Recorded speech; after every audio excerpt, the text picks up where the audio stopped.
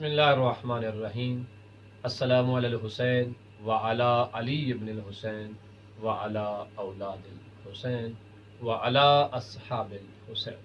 अस्सलामु अलैकुम व रहमतुल्लाहि व बरकातहू। मैं हूँ सैयद सकलैन हैदर नकवी अन-नजफी सरजमीन नजफ अशरफ से, और आप देख रहे हैं हमारा यूट्यूब और फेसबुक चैनल शिया किड्स टीवी नजफ अशरफ, जो हमने अपने तमाम मोमिनीन के बच्चों और अपने इन बच्चों की बेहतर और बेहतरीन तरबियत के लिए बनाया है, और कोशिश किया है कि हम अपने बच्चों को इस्लामी नुक्ता नज़र के अतबार से हर वो चीज़ बताएं जिसकी इन्हें अभी और बाद में ज़रूरत पड़ेगी, और इंशाअल्लाह परवरदिगार हमें कामयाबी से सुखरू फरमाएगा इंशाअल्लाह ताला।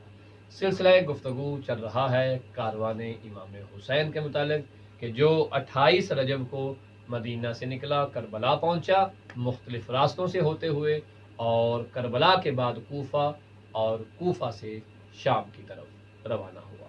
हम बता चुके हैं कि किस तरह ये कारवां कूफा में पहुंचा और मुसलमानों ने किस तरह से जुल्म सितम किए।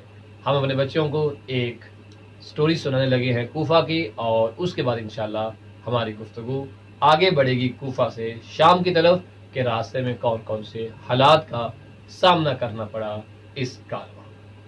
जब बीबियों का ये कारवां कूफा के बाजार में मोहम्मद मुस्लिम पहुंचा, और लोग पत्थर मार रहे थे, जुल्म सितम कर रहे थे, नकलें उतारने वाले नक्काल नकलें उतार रहे थे, शोर किया जा रहा था, ढोल बजाए जा रहे थे, गाने गाए जा रहे थे, ऐसे गलीज माहौल में अली मौला की पाको पाकीज़ा बेटियां कूफा के बाजार से गुजरी। अब जब शोहदा के सर बुलंद किए हुए थे, तो वहां पर एक मोमिना ने जब ये कारवां देखा, वो मौला अली की चाहने वाली थी। जब मौला अली की वो चाहने वाली थी, गालिबन नाम हमीदा बताया जाता है। अब जब जल्दी से अपने घर से निकली ताकि मैं देखूं ये लोग कौन हैं, जब उसने देखा कि ये तो कोई अजीम घराना है, उन्होंने पूछा तुम कौन हो। बताया गया कि हम मदीने के रहने वाले हैं। जब मदीने का नाम सुना तो घबराने लगे। बाज लोग शीरी का नाम भी लेते हैं, हमीदा खातून भी है। अब जैसे उसने मौला हुसैन के सर को देखा, उसे पता चल गया ये कोई आम सर नहीं है। अब वो करीब गई, पूछा कौन, किस तरह से उसने बात की, और बताया गया कि ये सर हुसैन इब्ने अली का है। जब बताया गया कि ये सर हुसैन इब्ने अली का है, वो रोने लग गई, मातम करने लगी, कहने लगी कि अगर ये सर हुसैन इब्ने अली का है तो फिर ये खवातीन अली की बेटी। बेहोश हो गई, बीवियों के पास गई, रोने लगी। एक जालिम था, उसने आकर उस मोमिना को ताजियाने मारने जोर जोर से। अब ये मंजर इमाम सज्जाद ने देखा।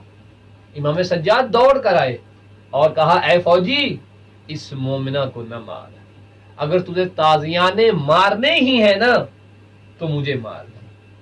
तो हम कहेंगे मौला आपको एक मोमिना की इज्जत इतनी प्यारी कि कोई उसे ताजियाना मारे और आप बर्दाश्त नहीं कर सकते। हाय मौला सज्जाद, आपके सामने बीबी सकीना को भी तमाचे मारे गए, आपके सामने जनाबे ज़ैनब आलिया को भी ताजियाने मारे गए, मोहम्मद मुस्लिम बीबी ज़ैनब को भी ताजियाने मारे गए, बीबी ज़ैनब आलिया के सर की चादर छीनी गई। खुदा जाने इमाम सज्जाद ने यह मंजर कैसे बर्दाश्त किया कि जब आपकी नजरों के सामने बीबियों पे जुल्म सितम होता था। और प्यारे बच्चों, आपको पता है तमाम बीबियों को एक ही रस्सी में बांधा गया था, जिनके कद बड़े थे वो भी और जिनके कद छोटे थे वो भी। अब लंबी सी रस्सी थी, उसमें बीबी ज़ैनब भी है और बीबी सकीना भी, इसलिए तमाम बीबियां गर्दन को झुका कर रखती थी। भला क्यों? ताकि जनाबे सईदा सकीना को तकलीफ ना हो, क्योंकि उनका कद छोटा था।